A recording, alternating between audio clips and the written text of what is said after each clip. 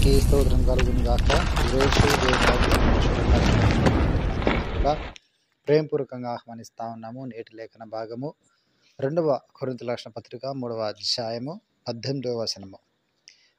మనమందరమును ముసుగు లేని ముఖముతో ప్రభు యొక్క మహిమను అద్దము వలె ప్రతిఫలింపచేయుచు మహిమ నుండి అధిక మహిమను పొందుచు ప్రభువగు ఆత్మ చేత ఆ పోలికగానే మార్చబడుచున్నాము. దేవునికి మహిమ కలుగును గాక. ప్రియ దైవజనమా, ఈ ఉదయకాల సమయంలో పరిశుద్ధాత్మ మన ధైర్యపరుస్తూ బలపరుస్తూ మన యొక్క ఆత్మీయ స్థితి ఏ రీతిగా దినదినము పురుగొల్పబడతా ఉందో, హెచ్చింపబడతా ఉందో దాని కోణములు తెలియజేస్తూ నడిపిస్తూ ఉన్నారు.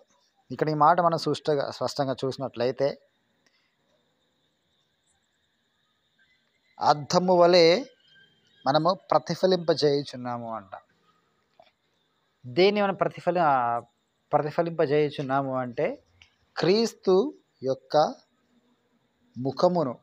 యేసు క్రీస్తు ప్రభు వరకు భూలోకంలో తాను జీవించినప్పుడు ఏ రీతికైతే సకల మానవులను కూడా ప్రేమించి ఉన్నాడో, సహవాసం చేసి ఉన్నాడో, భేదములు లేకుండా విమతములు లేకున్నట్లుగా ప్రతి ఒక్కరూ కూడా దగ్గరకు చేర్చుకొని వారు ఆశించిన రీతిగా, వారు విశ్వసించిన ప్రకారముగా వారిడల అద్భుతాలు ఆశ్చర్యకాలు జరిగించాడు. ప్రాముఖ్యంగా పాపులను క్షమింపజేశాడు.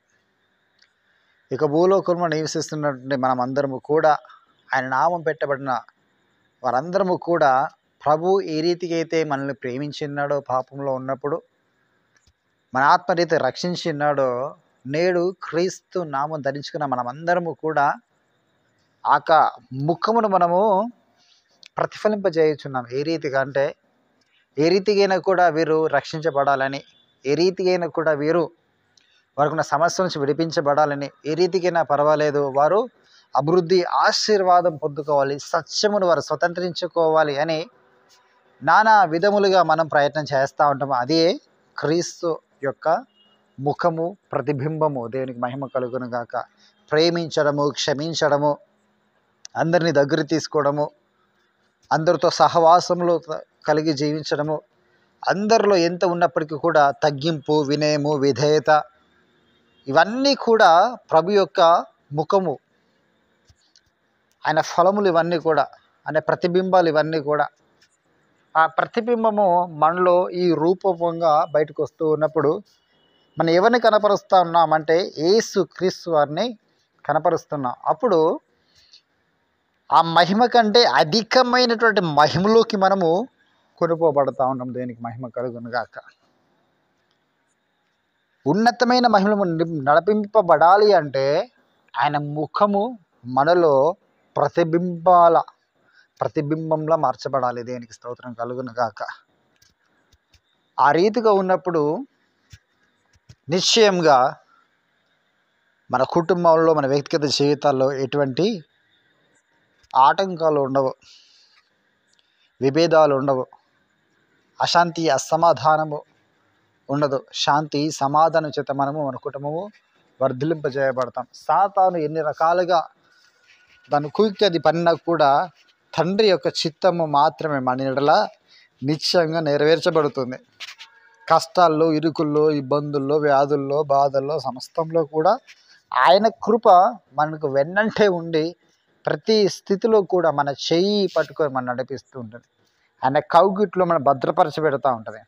ఎన్ని రకాలుగా అపవాది వాడు ప్లాన్లు వేసినా కూడా ఆయన మనకు ప్రొటెక్టర్గా ఉండడం ద్వారా, ఆయన మనకు మంచి గైడర్గా ఉండడం ద్వారా, ఆయన మనకు ఒక సేవియర్గా ఉండడం ద్వారా, ఆయన మనకు ఒక హీలర్గా ఉండడం ద్వారా ఏ కీడు మన మీద వ్యాప్తి చెందదు, ఏ హాని మన మీదకి రాదు. శత్రువు వాడు ఒక త్రోవలో వచ్చి 7 త్రోవలో వాడు పారిపోతాడు. ఆయన కృప అధికంగా నీ పైన ఇంకనూ మెండుగా హెచ్చింపబడతా ఉంటాయి. నువ్వు చేసేటువంటి ప్రతి ప్రార్థనలో అద్భుతాలు సృష్టిస్తూ ఉంటాయి. నువ్వు వెళ్ళేటి ప్రతి మార్గం కూడా అనేకులు ఆకర్షింపజేస్తుంది.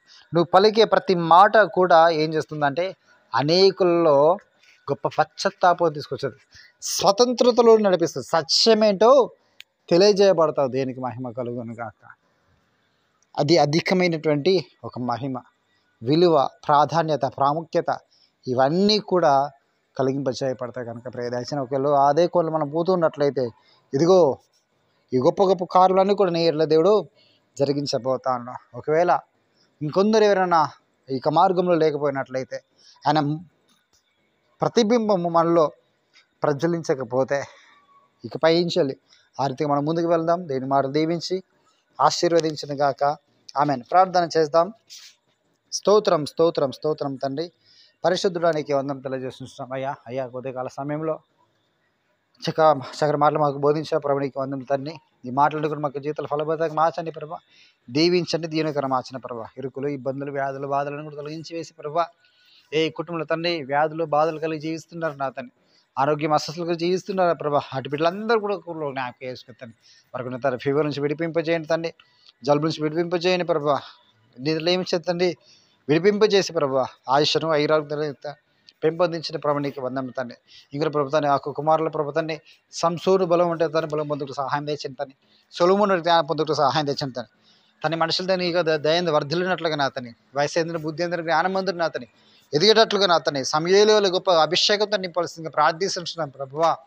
అటు కృపతో నీవు లేవనెత్తని ఉద్యోగ చేసే వారికి మంచి ఉద్యోగాలు దయచేయండి తాన్ని, నీ మేలు చేత తృప్తి వచ్చేసి ప్రార్థన చేస్తాను. వెళ్ళే మార్గంలో వచ్చేట ప్రతి మార్గంలో కూడా నా తన్ని నీ సన్నిధిని అతను అభిషేకం ప్రభాన్ని బిల్లుతో దయచేసి మహిమ మీరు మాత్రమే పొందగలను ఆరోపిస్తూ సమస్తాన్ని హస్తాలకి అప్పుడు ఎవరు తన దేనికోసం ఎదురు చూస్తున్నారు తను ప్రతి కారకం మీరు జరిగించవలసిన ప్రార్థనలు చేస్తూ ఈరోజు తన ప్రతి కొడుకును కూడా జరిగించవలసిన ప్రార్థన చేస్తూ యేసుక్రీస్తు వారి పేరట అడిగి వేడుకుంటున్నాము పరమ తండ్రి.